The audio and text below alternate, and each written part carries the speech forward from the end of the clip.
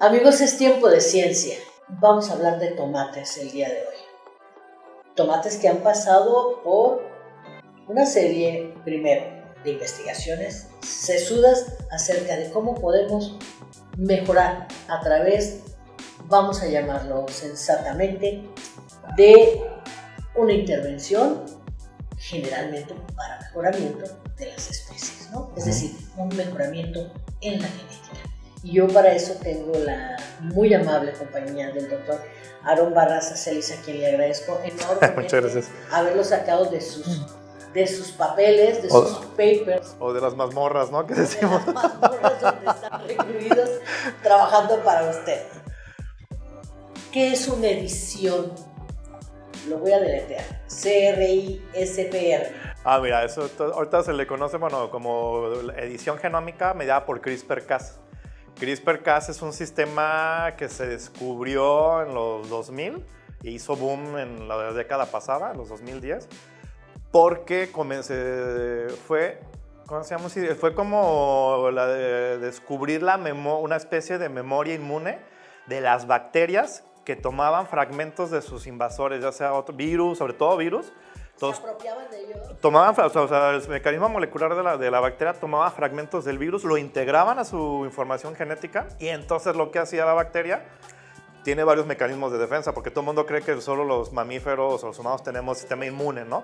De hecho, cuando estaba en la carrera, uno de los primeros sistemas inmunes más primitivos es el de las enzimas de restricción.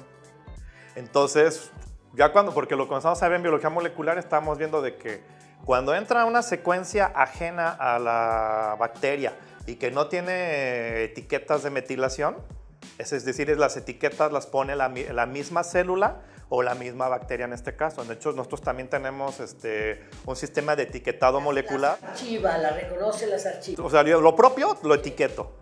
Si es mío, ya tiene estas etiquetas y cuando llega algo literal pelón, que no tiene etiquetas ni nombre. Un sujeto no identificado. Así, a ver, exactamente. Entonces, cuando ves estos fragmentos, o sea, este material genético que no está modificado a nivel celular propio, lo degradas. Entonces, uno de los mecanismos es las enzimas de restricción llegan, reconocen el DNA que está ahí navegando, bueno, ¿tú qué onda? Lo degrada y lo deshace. Y ahora el nuevo sistema que se encontró a nivel molecular también en bacterias fue de que al momento de hacer la degradación, esos fragmentos los incorporaba en su información genética y cuando llegaba el organismo nuevamente, un virus parecido, similar a la misma familia, entonces tomaba esa información, sintetizaba una cadena de RNA y toma ese fragmento y lo lleva contra el virus. Se lo regresa, pero al momento de regresarlo, por eso uno de los títulos tentativos de la plática es de una manera amigable, porque una manera es de que se sintetiza el RNA y por el movimiento browniano, es decir, por el movimiento aleatorio de las moléculas en una solución, va a llegar en algún momento, va a encontrar su blanco. No, en este caso es un mecanismo molecular mediado por enzimas, que son proteínas especializadas para llevar síntesis, acarreos, degradación. Especialmente diseñados para movilidad. Digamos ahí sí, es como agarrar la ruta aquí, o sea, aquí este camión toma el pasajero que es el RNA, lo lleva a su blanco y de hecho estas proteínas tienen la capacidad de reconocer estos nucleótidos en específico. Entonces agarra, lleva, lo ancla y entonces en vez de dejar un movimiento al azar, lo que hace este sistema, lo dirige, es totalmente dirigido. Por eso una cosa del título era de un mejoramiento amigable, pero amigable para nosotros porque nos facilita la vida. En vez de esperarnos a que la molécula llegue y se una y ahí se degrade, no, llega el sistema molecular de la bacteria o celular, acarrea la proteína al blanco y lo lleva ahora sí al target o al invasor. Una vez que tiene ahora sí el híbrido DNA, RNA o RNA, se inicia la degradación. Fantástico, es que es un mundo de verdad. Pero ahí no termina la historia. La historia continúa porque dijeron, bueno, oye, pues o sea, aquí podemos ver que también, aparte de degradación, también vemos que hay que se une y había cambios, cambios puntuales. ¿Se absorbían? No. ¿Se atraían? Bueno, se se emparejaban, porque es lo que hacen los ácidos nucleicos. Cuando tienes su complementaria, lo que haces es que generas una serie de interacciones electrostáticas, pero como no hablamos de una, hablamos de cientos, entonces llega a ser una interacción muy fuerte. Pero vieron que esta interacción, aparte de uno degradaba, y en otro caso, la misma maquinaria molecular lo que hacía era un cambio en la secuencia.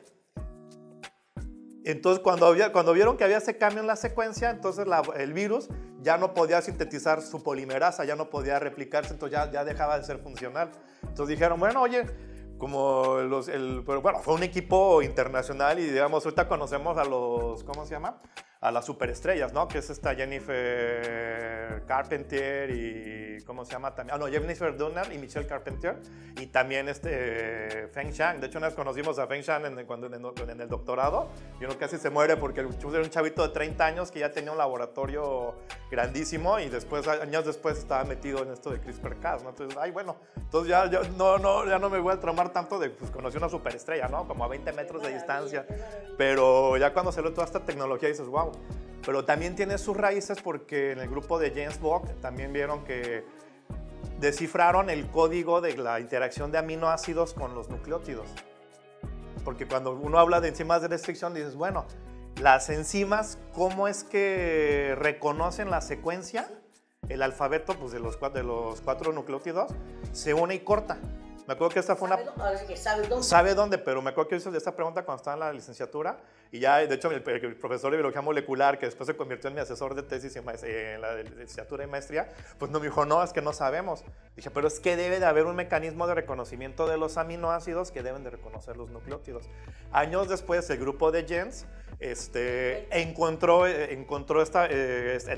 ahora sí, la combinatoria de aminoácidos para generar unas proteínas que activan la transcripción de manera dirigida y de ahí también se derivó, porque eso lo trabajaba también Feng Shang, con los famosos TAL effectors, que son Transcription Activator Like Effectors, que ayudan a que tú puedas activar secuencias de genes a voluntad o de manera dirigida. Entonces, con toda esta montaña de información, y cuando se descubrió el sistema CRISPR de bacterias mediante las enzimas Cas, ya digamos, podemos hacer edición genómica. Entonces, usan una secuencia que se le conoce como secuencia guía, que es una secuencia de RNA que se produce, que tú la puedes diseñar, producir y ¿cómo se llama? E iniciar la síntesis de la proteína Cas para poder llevar a cabo la edición genómica. Y la edición genómica pues consiste en cambiar de manera muy elegante un nucleótido o dos, o incluso un fragmento más grande, dentro del mismo genoma o de la información genética de la planta, sin necesidad de hacer la transgénica. Entonces, donde hacemos el cambio es en las regiones reguladoras. Entonces, cada gen que tenemos en nuestro genoma o en nuestra información genética, cada gen se regula. Porque todo el mundo dice, no, pues tenemos los genes y se están prendidos. No. Los genes se prenden y se apagan dependiendo de las condiciones porque tiene secuencias reguladoras. Estas secuencias reguladoras son las que, como su nombre lo indica... Están automatizadas. Voy a usar términos que a lo mejor no son correctos. No, sí, también. Estas regulaciones no son aleatorias. No. Tienen que tener un sistema, una secuencia y un ritmo determinado. Sí, o un estímulo. Ahí voy. Exactamente. Entonces, cuando se intervienen, secuencia genética, recuerden, cuando esto se está interviniendo, puede provocar el prender ciertas virtudes, apagar ciertas. Mira, un ejemplo muy, como siempre me gusta ponerlo, es como la música. Claro, si es por ejemplo, agarramos un piano. Orquesta, ¿no? Exactamente, entonces agarramos un piano. ¿Qué pasa si todos tocan al tiempo y sin orden? No tiene sentido. Es un caos, ¿no? Entonces digamos que las células o el cuerpo humano y todo eso estamos en todo el tiempo como una orquesta. En algún momento el tempo es más largo, otro más corto, en otro momento se necesita que haya más vigor, en otro punto casi no se escucha, apenas se escucha una flauta, entonces es lo que vamos viendo. Es como, digamos, escuchar una de Tchaikovsky, ¿no? Una de estas cosas así. Sí, cuando estás estresado, ¿no? Cuando ya no puedes estar con el nervio, ¿no? Sí, no, exactamente. Entonces, más o menos, a veces estamos escuchando, ¿cómo se llama? El claro de luna de Chopin, ¿no? Entonces, porque está relajado. Exacto. Entonces, todo ese tipo de cosas son los que nos regulan la... Digamos, es el equivalente, es un ejemplo muy bueno para la regulación genética. Pautado, dijéramos, hay un pautado que se sigue celularmente. Sí, exactamente. ¿Para qué se activan, por ejemplo? A ver, ¿para qué intervengo en esta orquesta? ¿Para qué puedo hacerlo? Y hablamos de genes embriogénicos. ¿Qué queremos lograr con ello? En este caso, pues bueno, se diseñó, bueno, todo el proyecto se diseñó junto con el doctor Raúl Álvarez, José Luis Cabrera, Eliana y yo, ¿no? Eliana de Valencia y yo fuimos los, digamos, los participantes o los presuntos implicados. Entonces, José Luis es el experto en la transformación y regeneración de plantas. Tú la planta que le pongas, no sé cómo le hace, pero es un artista. O sea, este muchacho es un artista. Raúl es experto en epigenética y pues ya Eliana pues, trabajó con los dos directamente en toda la parte experimental. Yo estuve en la parte del diseño también experimental y en el análisis bioinformático, es decir, de ver los efectos de la transformación y la edición genómica. Los genes, la embriogénesis, lo que tiene de peculiar o de interesante es de que una de las metas era de que la edición genómica, aparte de que al gen que se iba a aumentar la expresión, era para conferirle resistencia hacia patógenos, ya sea microbios o bacterias o hongos. Amenazas para su salud. Exactamente, porque eso afecta la producción del jitomate, que es una planta importante en el cultivo pues, a nivel nacional e internacional, ¿no? Entonces, pues afecta también el PIB, ¿no? En nuestro país. Entonces, también si tenía un efecto directo o no en la embriogénesis. La embriogénesis es la generación de embriones somáticos en una planta. Esto nos va a ayudar a que se pueda hacer la micropropagación o la propagación de, así como, no sé si se acuerdan de la guerra de las galaxias en la guerra de los clones.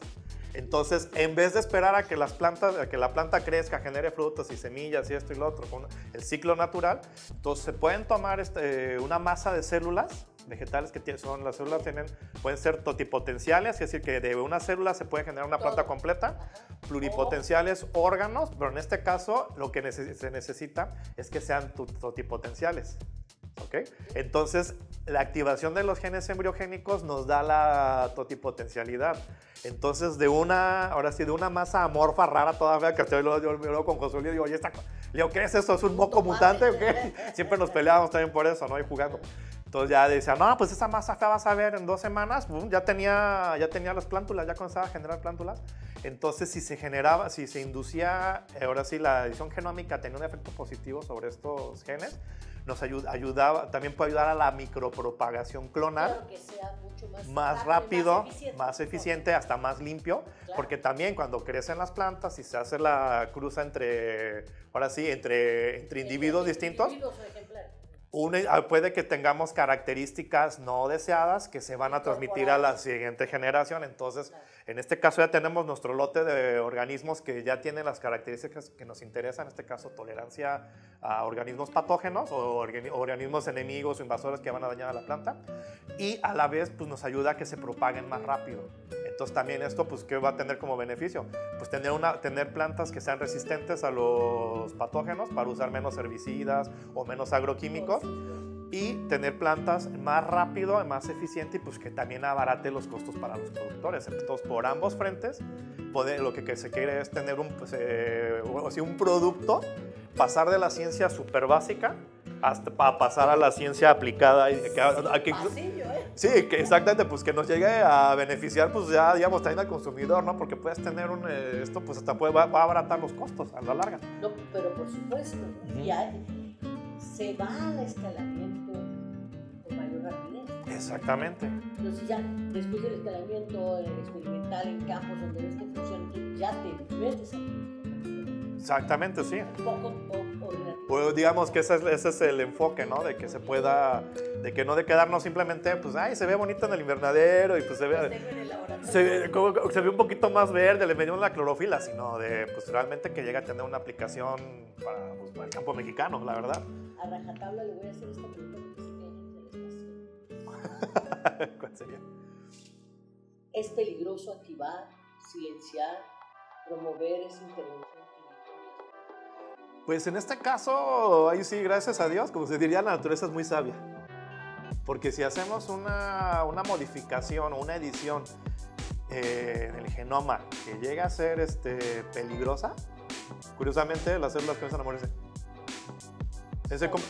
Sí, o sea, digamos, literal, sí, cuando ya le mueves, cuando vas a modificar, por eso a veces es lo que alenta las cosas, porque bueno, vamos a modificar esta secuencia, porque de hecho la región reguladora tiene varios puntos de regulación. Algunos son por luz, otros por temperatura, otros por salinidad, otros es combinado, etcétera, etcétera. Entonces, vamos a ver primero qué pasa cuando vemos los que tienen que ver directamente en la etapa de desarrollo embrionario. O vamos a mover que tiene que ver con el estrés hídrico o que tiene que ver con la respuesta a salinidad. Entonces, también podemos jugar con... O hay reguladores que sí son ligados directamente a los niveles basales, aumentarlos. Entonces, vamos por el nivel basal, lo vamos a modificar para que pasemos de una copia por célula a 5 copias o 10 copias por célula. Pero ahora sí como dicen, nos pasamos de las cucharadas, las células comienzan a morirse. Entonces dices, no, pues ¿sabes qué? Esta modificación puede ser letal. Entonces se elimina. De hecho, la naturaleza se encarga de eso. Cuando tienes mutaciones no deseadas o que son aberrantes, las mismas células comienzan a morirse. Eso pasa en todos los organismos. Muy bien, la naturaleza se encarga finalmente de hacerle frente al hombre. Sí, exactamente. Eso es una buena noticia. Sí, Hay no. otros aspectos donde anda débil, pero lo tiene bien claro. Sí, afortunadamente. Quiero decir algo, y a lo mejor te me ayuda. Tradicionalmente, la agricultura ha hecho este tipo de cruces. De forma tradicional, bueno, ¿qué le digo? El maíz, y siempre lo traigo a cuenta aquí, tenía como 4 granos. Ah, sí, el teosinte, sí, no, es una cosa que creo que ni un burro lo puede comer. No, durísimo. Sí, no, sí. Entonces, un poco perderle el miedo a este tipo de trabajos tan importantes. ¿Hacia dónde dirigiría México o hacia dónde se dirige México con esta agricultura asistida por la biotecnología? Y aquí abro paréntesis. El gobierno federal actual está promoviendo la biotecnología. Pues bueno, nosotros como investigadores, pues la verdad, como dices, queremos generar puentes, caminos, o sea, directos con los productores, pues para que todos salgamos beneficiados. Sí ha habido, pues también tradicionalmente nos hemos estado separados, nos metemos en nuestra mazmorra y demás, y como que no queremos ni que nos dé la luz, ¿no? Pero realmente, pues si queremos hacer ciencia, que también la ciencia sea sustentable, debemos acercarnos más a los productores, porque realmente, pues el productor es el que lo necesita. Entonces, pues también, o sea, de abrir caminos, también uno como investigador, pues tocar puerta, ¿no? Sabes que, mira, tengo esta idea o tengo esto, pues, ¿qué te parece? Pero pues toca hacer mucho trabajo, picar mucha piedra pues para lograr esa vinculación, porque bueno, no vinculación, sino esa amistad. Porque por ejemplo, en otros lados pues que me han comentado, ¿no? Fuera de México es que por ejemplo las comunidades agrícolas están en estrecha relación con las universidades. Que por eso me han comentado así que, por ejemplo, las universidades le dan todo el servicio veterinario a todos los productores de leche, ¿no? O así. O que también los agricultores les hacen toda la parte de detección de hongos, bacterias, patógenas, entonces, pero porque también todos ellos encantados pues les dan dinero anualmente, parte de las ganancias pues para financiar todo eso, porque ellos ya saben que tienen, ahora sí, no tienen un proveedor o o alguien, no son clientes, es un servicio que eso ya se está dando ahora sí como en friendship, ¿no? En amistad, ¿ya? Como que se dice. Ya llega a ser una relación casi simbiótica. No, entonces, sin duda que la ciencia ha cambiado y ha hecho esos pasillos, por eso hablaba yo de estos pasillos más cortos. Sí, no, y pues uno de nuestros retos pues es acercarnos y a tocar puertas para que podamos, pues ahora sí, abrir pasillos, puentes, caminos, pues para que poder tener este acercamiento, porque pues la ciencia no puede quedarse simplemente en el gabinete, ¿no? Sino también tiene que entrarle, pues, o sea, pues estamos trabajando, estamos haciendo algo, porque también como luego siempre preguntan, hermano, ¿y lo que hiciste, pues qué onda, para qué sirve, no? Ya lo sé. Entonces, no, pues mira, tiene esta potencial, esto y lo otro, pero pues sí hay que darnos el punto de pasar de lo potencial pues, a lo aplicado, pues para poder hacernos pues todo sustentable, porque estar dependiendo de que, ¿cómo se llama?, de las maneras tradicionales, pues ya los tiempos han cambiado, ¿no? Entonces sí nos tocaría hacer muchísimo trabajo porque también, por ejemplo, aquí hubo mucho ciencia básica, mucho trabajo manual en el laboratorio para la propagación, también mucho trabajo teórico. Pues, a mí me dijeron, pues, todo el mundo me dice, es que estás en la computadora, ¿no? Y ahí nomás le picas y ves esto y lo otro, ¿y qué significa eso? O sea, yo le pico, yo le veo, analizo, pero también le encuentro el significado biológico, que ahí estamos validando, como dicen, informática, matemática y biológicamente todo lo que estamos haciendo. La ciencia se ha vuelto, y el término de ciencia compleja está hoy más que comprendido, y de igual manera esta especie de extensionismo permanente entre de su laboratorio y el campo, por ejemplo. Sí, exacto. Entonces, no me queda, el tiempo es muy despiadado, entonces sí, ¿no? le creo algo. Quisiera volver a tener la oportunidad de seguir platicando con usted. Claro. Yo creo que es una de las formas más de verdad más agradables de divulgación con las que me he topado. Ha sido su participación y este juego maravilloso de metáforas para poder entender. Creo que se han divertido un poco, tanto ruido. Cuente con ello. Bueno. Pero muchísimas gracias por haber estado con nosotros y lo vamos a ver seguramente pronto para poder continuar, porque es apenas un abrir de boca, porque el tema es complejo. Sí, no, la verdad sí, pero es muy interesante y muy divertido porque, digo, vamos desde decir, vamos a usar esta secuencia hasta, o sea, de hecho lo más padre, de hecho ni siquiera fueron las gráficas, sino de decirle a José Luis, oye, tus cosas están geniales, o sea, las plantas. Es un trabajo que, bueno, muchísimas gráficas, todo eso, pero de cortes histológicos, pero eso es que vimos el análisis del día 0, ya que están al día 15, o sea, en 15 días ya dijimos, oye, pero ¿qué les dimos? Ya después a posteriori, pues se vieron las plantas pues, que estaban sanas, que estaban bien y todo eso, y dices, oye, pues qué bueno, ¿no? Está genial, entonces tiene un potencial pues, de aplicación y que eso es lo más importante, o sea, no nomás quedarnos ahí. Muchísimas gracias. Ya vio que al hablar del tomate hablamos de 1000 cosas, porque así es el universo de la ciencia, de lo particular, de lo cuántico, hasta el cielo estrellado. Hay todo un mar de dudas, pero también todo un mar de respuestas que estamos buscando justamente para usted en estos momentos que son los tiempos de la ciencia.